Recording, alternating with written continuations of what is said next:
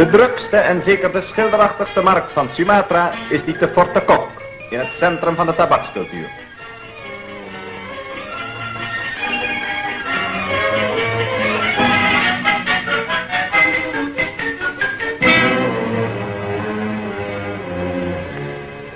Maar ook op Sumatra, evenals op alle eilanden van een archipel, wordt een intensieve rijstcultuur beoefend. Een eigenaardigheid van de inheemse cultuur is dat de rijst niet wordt gemaaid als het koren, maar dat almen stuk voor stuk worden gebruikt.